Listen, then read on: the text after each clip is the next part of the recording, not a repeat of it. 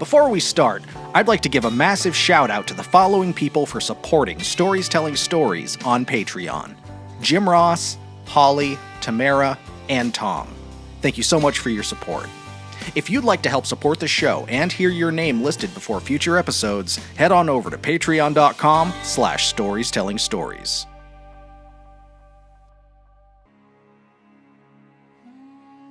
Growing up, I took a great deal of pride in being considered mature for my age. Wise, an old soul, a kid in body, but of sage spirit, mostly silent but thoughtful and reliable. Reliable. Dare I say, sophisticated. My teachers loved me. Most of them, that is. Bus drivers liked me, and I maintained a solid rapport with everyone from the lunch ladies to the librarian. I was given special projects, added responsibility in an adult's absence. I was a conflict mediator, a high-scoring, highly intelligent kid, and an avid reader who occasionally got into trouble by reading in class, during lessons for those whose grasp was far less advanced than my own. I was often pulled out of class by other teachers to resolve computer issues, as this was the very early 90s and few people understood computers like I did. Among other things. Among many things. I even spearheaded my elementary school mock election and lobbied my peers to vote out the incumbent H.W. Bush over the fresh-faced, saxophone-playing governor from Arkansas that pledged more support to public schools on Nickelodeon. There was no mountain too tall for my ambition to take me. But my yearning and my thirst for knowledge were not thoroughly nourished. We had split classes, grades 1 and 2, 2 and 3, in the same room. My teachers had to fetch worksheets and independent projects for me from higher grades just to keep me focused. I was reading at a 12th grade level in the 2nd grade. I was daydreaming through long division while my peers were still struggling through simple subtraction. I was given a world of special treatment, but I could have handled so much more. I was slated for success in literature and mathematics. But then, the floor dropped out from under me after my parents' divorce. My mother, my 3 sisters, and I all moved to a new town, a new school, a place with dedicated grades where I felt like I could finally succeed. But rather than score me for aptitude or proper placement, they started me from the bottom, back to basics, and told me I could climb the ladder as I proved that I could do it. But a few months later, we moved again. Different town, different school, same academic treatment. Start at the bottom and work your way up. We moved several more times over the next few years, and each new school started exactly the same way. Through the end of 6th grade, I effectively learned nothing new. And at that point, I already knew that I was in trouble. My 6th grade peers were learning decimals and fractions, but due to the ladder I was forced to climb, I was stuck doing long division, the same work that I was given in 2nd grade. When I started middle school, I was back in the town I started in, amongst a lot of the same peers I had in those early days, with the same principal who remembered my mind and my abilities, and I was put into the most advanced of the 4 7th grade classes, where I quickly began to crumble.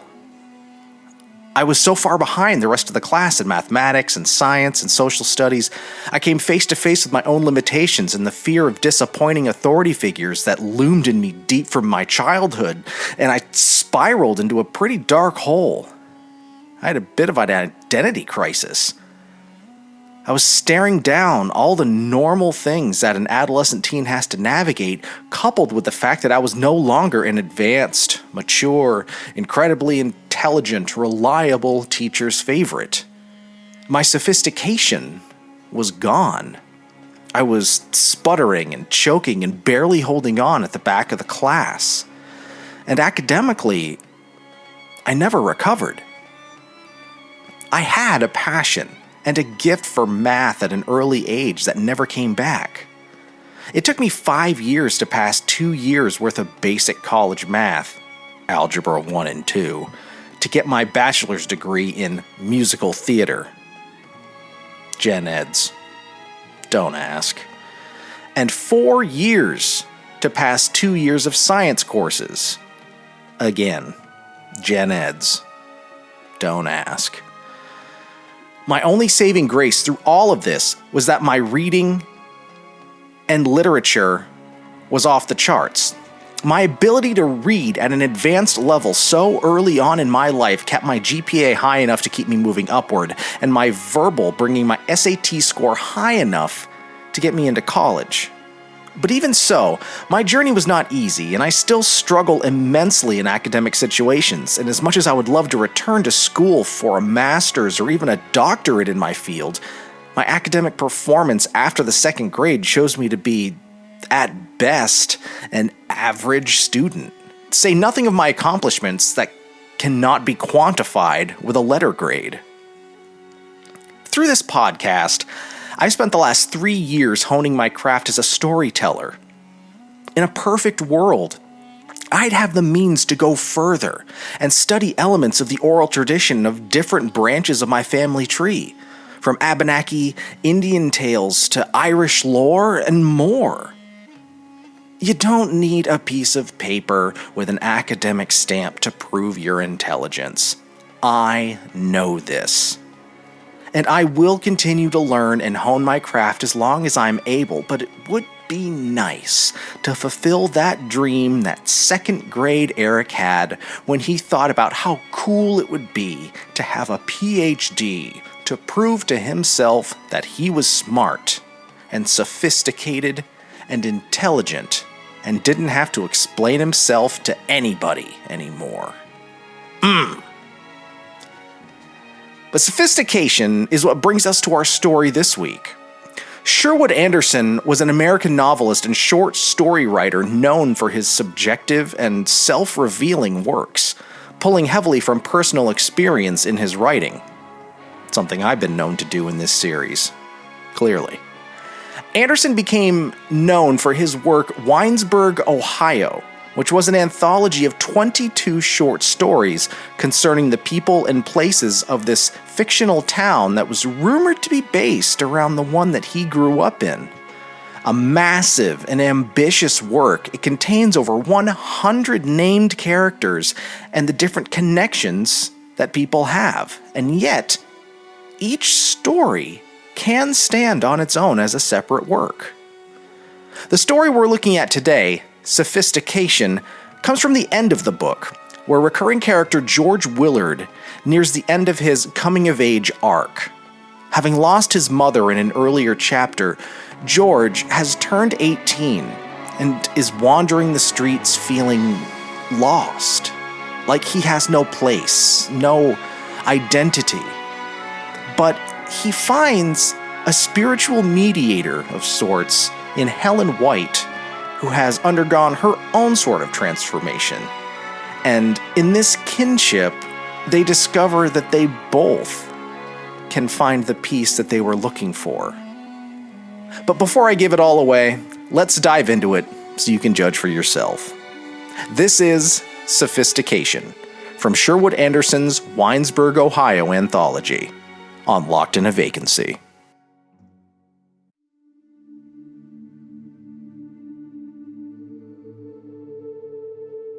It was early evening of a day in the late fall, and the Winesburg County Fair had brought crowds of people into town. The day had been clear, and the night came on warm and pleasant. On the Trunnion Pike, where the road after it left town stretched away between berry fields now covered with dry brown leaves, the dust from passing wagons arose in clouds. Children, curled into little balls, slept on the straw scattered on wagon beds. Their hair was full of dust, and their fingers black and sticky. The dust rolled away over the fields, and the departing sun set it ablaze with colors. In the main street of Winesburg, crowds filled the stores and the sidewalks. Night came on. Horses whinnied. The clerks in the store ran madly about, and children became lost and cried lustily. An American town worked terribly at the task of amusing itself. Pushing his way through the crowds in Main Street, young George Willard concealed himself in the stairway leading to Dr. Reefy's office and looked at the people. With feverish eyes, he watched the faces drifting past under the store lights. Thoughts kept coming into his head, and he did not want to think. He stamped impatiently on the wooden steps and looked sharply about. Well, is she gonna stay with him all day? Have I done all this waiting for nothing? He muttered. George Willard, the Ohio village boy, was fast growing into manhood, and new thoughts had been coming into his mind. All that day, amid the jam of people at the fair, he had gone about feeling lonely. He was about to leave Winesburg to go away to some city where he hoped to get work on a city newspaper, and he felt grown up. The mood that had taken possession of him was a thing known to men and unknown to boys. He felt old and a little tired. Memories awoke in him. To his mind, his new sense of maturity set him apart, made of him a half-tragic figure. He wanted someone to understand the feeling that had taken possession of him after his mother's death. There is a time in the life of every boy when he for the first time takes the backward view of life. Perhaps that is the moment when he crosses the line into manhood. The boy is walking through the streets of his town. He's thinking of the future and of the figure he will cut in the world. Ambitions and regrets awaken within him. Suddenly, something happens. He stops under a tree and waits as if for a voice calling his name. Ghosts of old things creep into his consciousness. The voices outside of himself whisper a message concerning the limitations of life. From being quite sure of himself and his future, he becomes not at all sure. If he be an imaginative boy, a door is torn open for the first time. He looks out upon the world, seeing, as though they marched in procession before him, the countless figures of men who before his time had come out of nothingness into the world, lived their lives, and again disappeared into nothingness. The sadness of sophistication had come to the boy. With a little gasp, he sees himself as merely a leaf blown by the wind through the streets of his village. He knows that in spite of all the stout talk of his fellows, he must live and die in uncertainty. A thing blown by the winds. A thing destined like corn to wilt in the sun. He shivers and looks eagerly about. The 18 years he has lived seem but a moment, a breathing space in the long march of humanity. Already he hears death calling. With all his heart, he wants to come close to some other human, touch someone with his hands, be touched by the hand of another. If he prefers that the other be a woman, that is because he believes that a woman will be gentle, that she will understand. He wants, most of all, understanding. When the moment of sophistication came to George Willard, his mind turned to Helen White, the Winesburg banker's daughter. Always he had been conscious of the girl growing into womanhood as he grew into manhood. Once on a summer night when he was 18, he had walked with her on a country road and in her presence had given way to an impulse to boast, to make himself appear big and significant in her eyes. Now, he wanted to see her for another purpose. He wanted to tell her of the new impulses that had come to him. He had tried to make her think of him as a man when he knew nothing of manhood, and now he wanted to be with her and to try to make her feel the change he believed had taken place in his nature. As for Helen White, she also had come to a period of change. What George felt, she felt in her young woman's way also.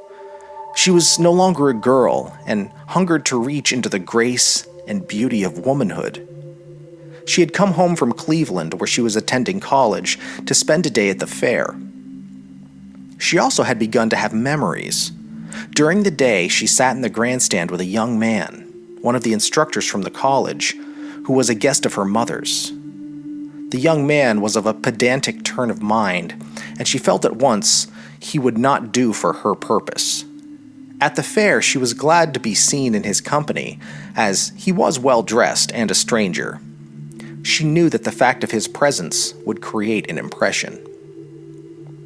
During the day, she was happy. But when night came on, she began to grow restless. She wanted to drive the instructor away, to get out of his presence. While they sat together in the grandstand, and while the eyes of former schoolmates were upon them, she paid so much attention to her escort that he grew interested. "A scholar needs money. I should marry a woman with money," he mused. Helen White was thinking of George Willard, even as he wandered gloomily through the crowds thinking of her. She remembered the summer evening when they had walked together, and wanted to walk with him again. She thought that the months that she spent in the city, the going to theaters and the seeing of great crowds wandering in lighted thoroughfares, had changed her profoundly. She wanted him to feel and be conscious of the change in her nature. The summer evening together that had left its mark on the memory of both the young man and young woman had, when looked at quite sensibly, been rather stupidly spent. They had walked out of town along a country road. Then they had stopped by a fence near a field of young corn, and George had taken off his coat and let it hang on his arm. "Well, I've stayed here in Winesburg, yes. I've not yet gone away, but I'm growing up," he had said. "I've been reading books, and I've been thinking. I'm going to try to amount to something in life." "Well," he explained, "that isn't the point. Perhaps I better quit talking." The confused boy put his hand on the girl's arm. His voice trembled. The two started to walk back along the road towards town.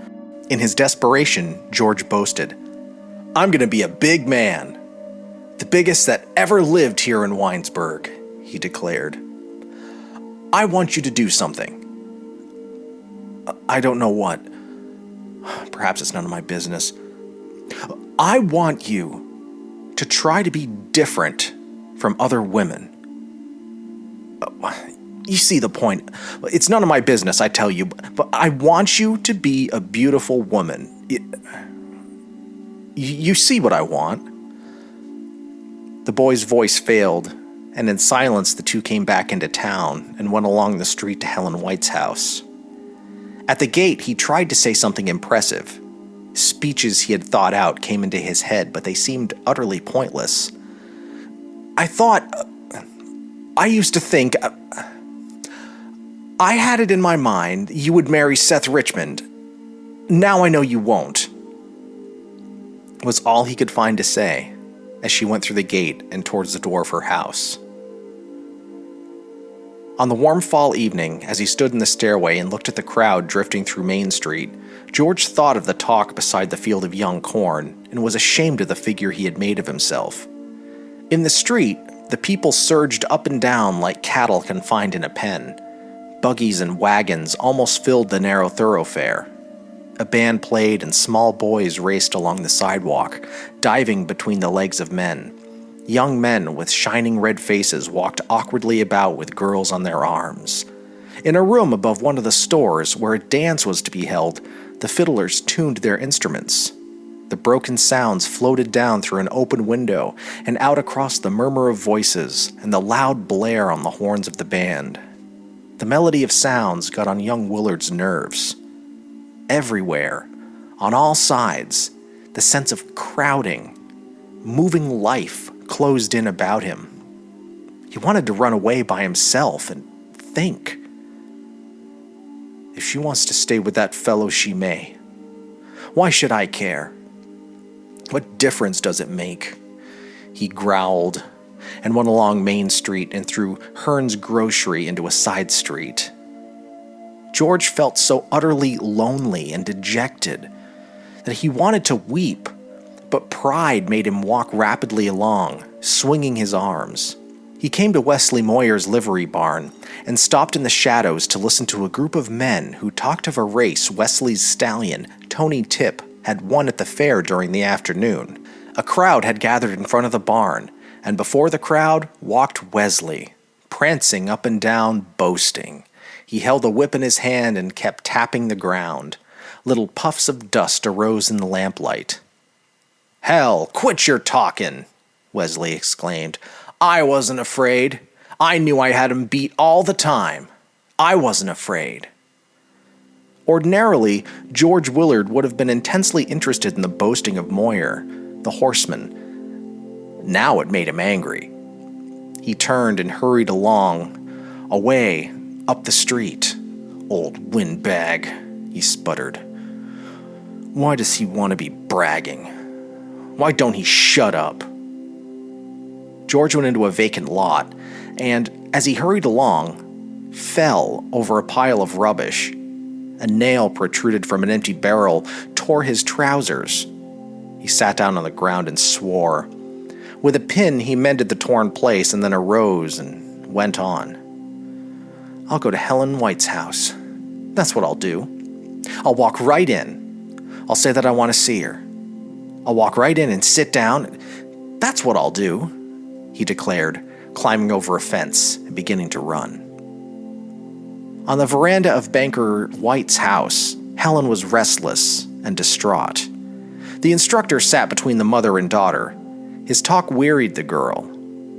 Although he had been raised in an Ohio town, the instructor began to put on the airs of the city. He wanted to appear cosmopolitan.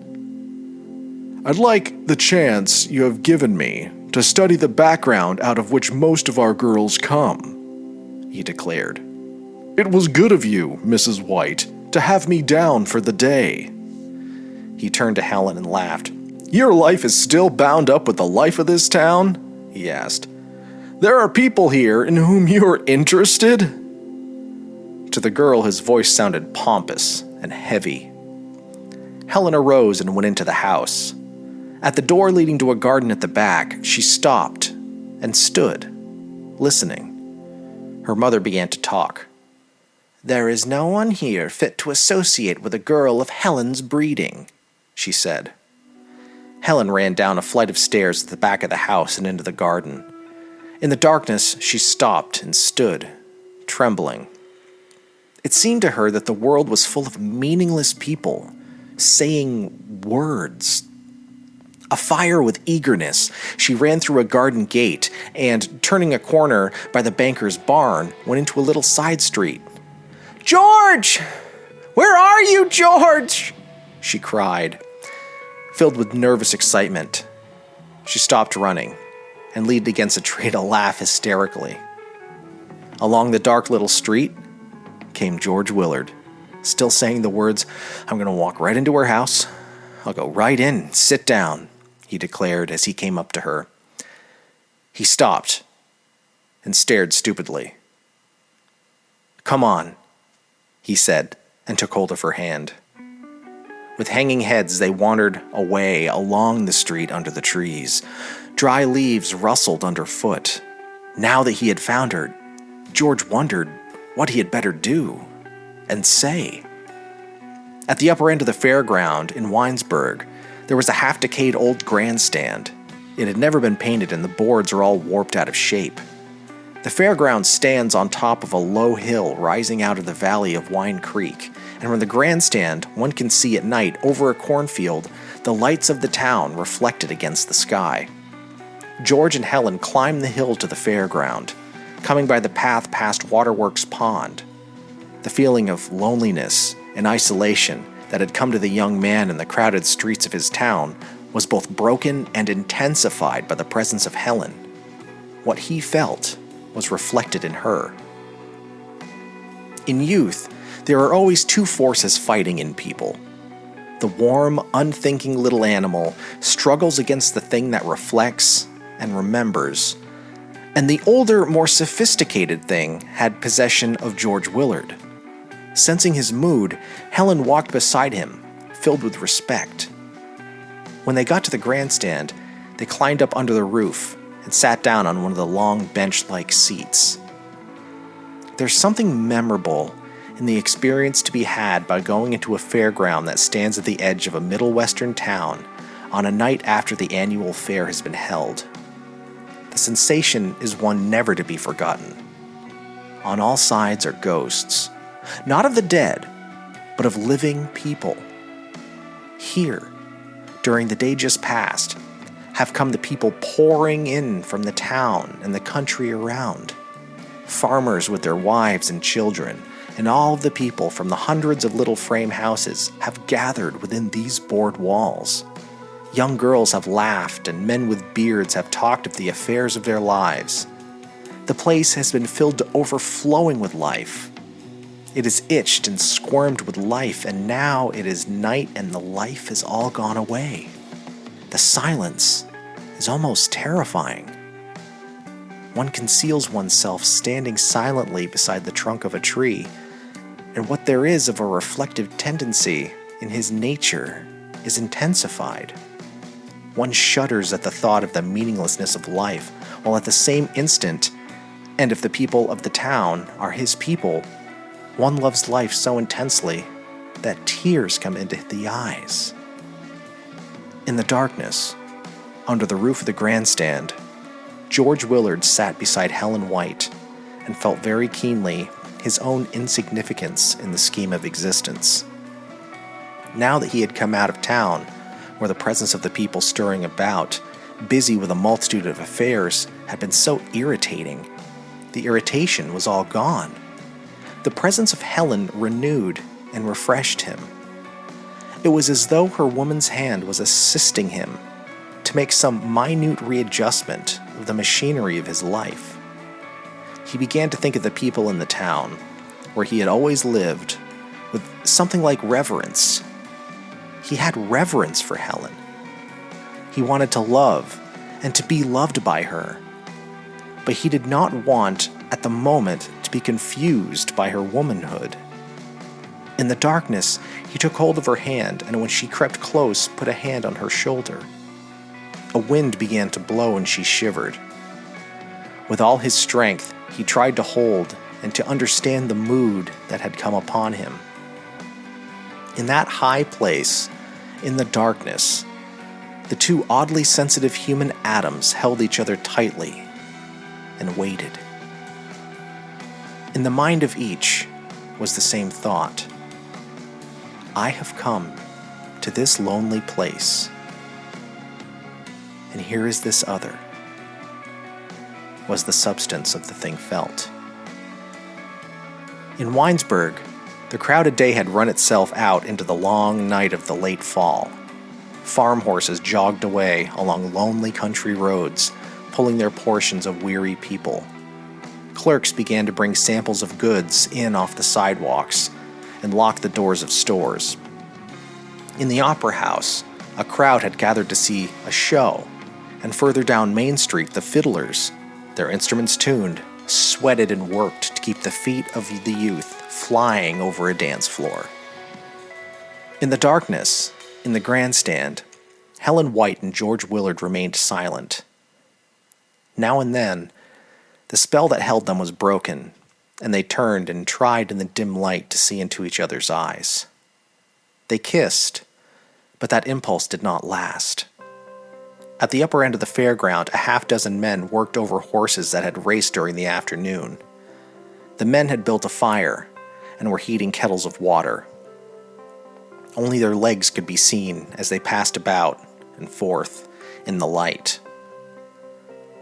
When the wind blew the little flames of the fire, it danced crazily about. George and Helen arose and walked away into the darkness. They went along a path past a field of corn that had not yet been cut. The wind whispered among the dry corn blades. For a moment, during the walk back into town, the spell that held them was broken. When they had come to the crest of Waterworks Hill, they stopped by a tree, and George again put his hands on the girl's shoulders. She embraced him eagerly, and then again they drew quickly back from that impulse. They stopped kissing and stood a little apart. mutual respect grew big in them. They were both embarrassed, and to relive their embarrassment dropped into the animalism of youth. They laughed and began to pull and haul at each other, in some way chastened and purified by the mood they had been in. They became not man and woman, not boy and girl, but excited little animals. It was so they went down the hill. In the darkness, they played like two splendid young things in a young world. Once, running swiftly forward, Helen tripped George and he fell. He squirmed and shouted. Shaking with laughter, he roiled down the hill. Helen ran after him. For just a moment, she stopped in the darkness. There was no way of knowing what woman's thoughts went through her mind. But when the bottom of the hill was reached, and she came up to the boy, she took his arm and walked beside him in dignified silence. For some reason they could not have explained, they had both got from their silent evening together the thing they needed. Man or boy, woman or girl, they had for a moment taken hold of the thing that makes the mature life of men and women in the modern world possible. The end. Locked in a Vacancy is produced in collaboration with Stories Telling Stories and STS Media Group, socially isolating itself at Milt House Studios in Milton, Vermont, casting around the globe to your frontal lobe wherever podcasts are found. Locked in a Vacancy is also streaming on YouTube at Stories Telling Stories. Make sure to give us a review wherever you stream our show. We really appreciate it. Make sure to follow us on Facebook and Instagram. Give us a subscribe on YouTube, and consider supporting us on Patreon for as little as $1 a month. And until next time, stay sane, stay safe, and stay whimsical.